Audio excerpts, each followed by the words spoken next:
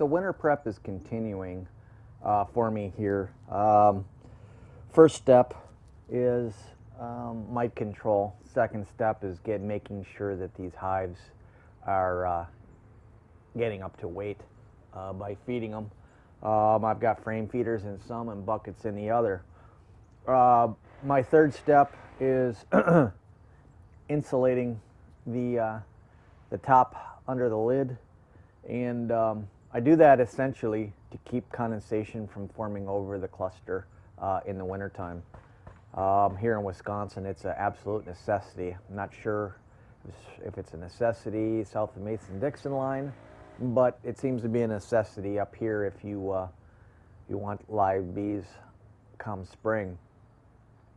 I have some already cut up for other hives, but as you accumulate more equipment, you need more insulation. So I went out and bought a couple of sheets and cut it up. And you know, this is a really, I guess you could call it a short project video.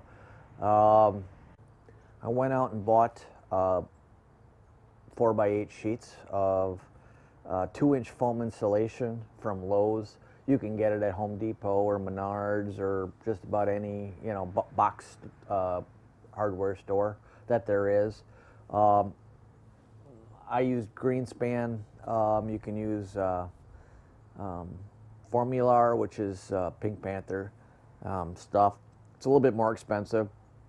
The Kingspan was roughly $27.50 per sheet. And what I did was I went online and found a website that does cut lists, and I entered essentially how many boxes I wanted to have insulation for, and plugged in the dimensions of the lid, and for 10 frame boxes and for 5 frame nukes, and it shot me out a cut list for 2 4x8 sheets to maximize the cuts. First one gave me 8 10 frame tops and 4 5 framers, and then the bottom gave me 2 10 framers and 10 5 framers. I adjusted things just slightly on this one just to get a couple more 5 framers in there.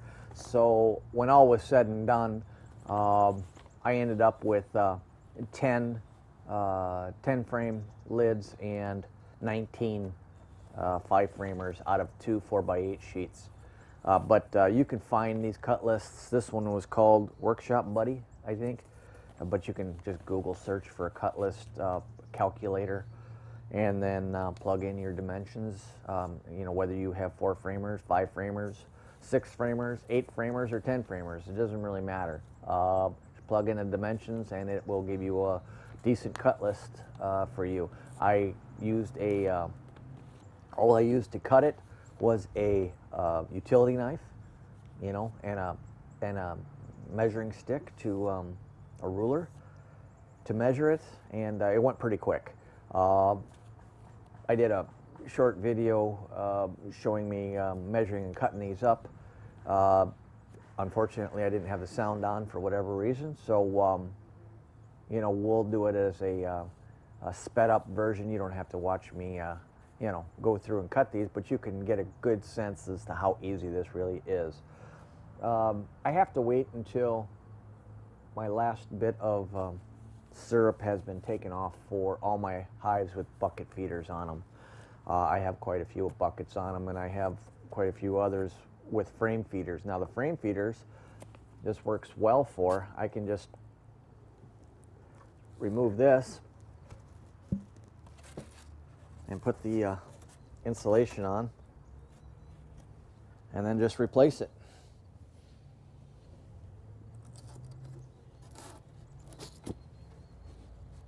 And the reason I do this, again, is condensation.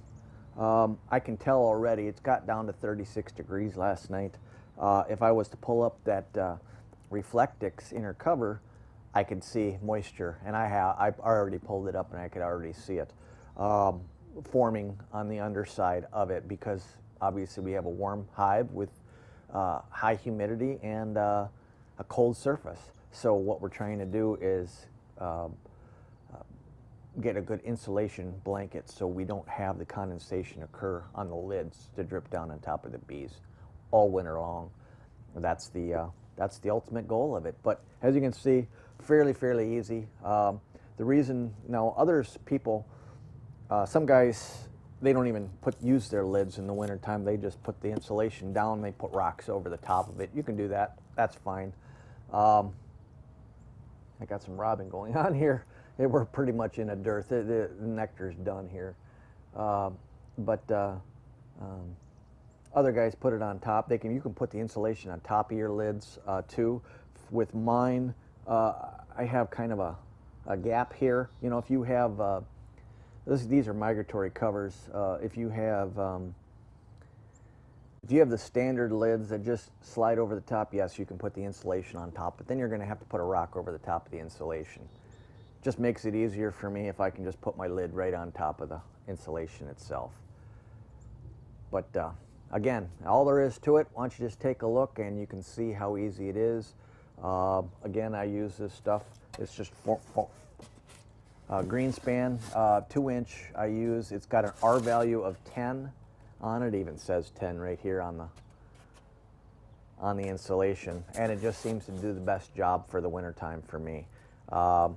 Also, just understand that leaving this exposed to UV the sun can actually deteriorate it. So it's a really good idea actually to put the cover on it anyways. But once snow gets on it, you won't have the UV rays hitting it anyway, so it really doesn't matter. But again, I don't have to worry about bricks or rocks or anything to put on top of this because the lid will hold it down all winter long. Now, the third and fourth steps that I do in the wintertime, one will involve inserting a shim. You can call it a feeder shim. I use the shim for upper ventilation, actually. Now, I'm not going to feed my bees sugar right away.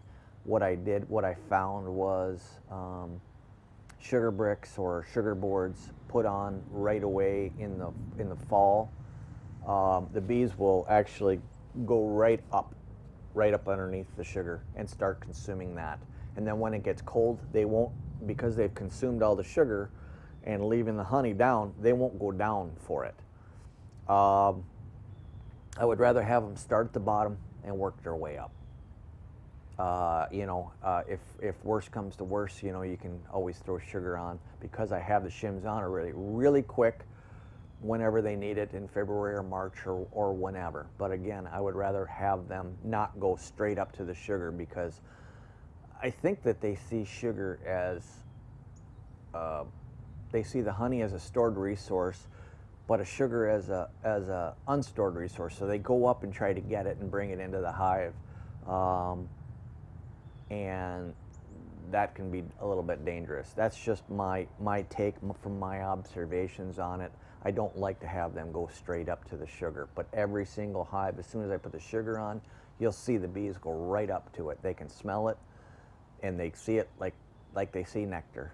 They want to go after it and bring it in. It's something that they think is going to disappear if they don't go after it right away. So that's it. Take a look at the video. It's really short. I sped it up, but you get a good idea how easy it is to make these. Again, $27.50 for a 4x8 sheet, and that covers for me around 30 hives, 29 hives, 19 nukes and 10 hives. So there you go. Till next time, happy beekeeping, and remember, all beekeeping is local.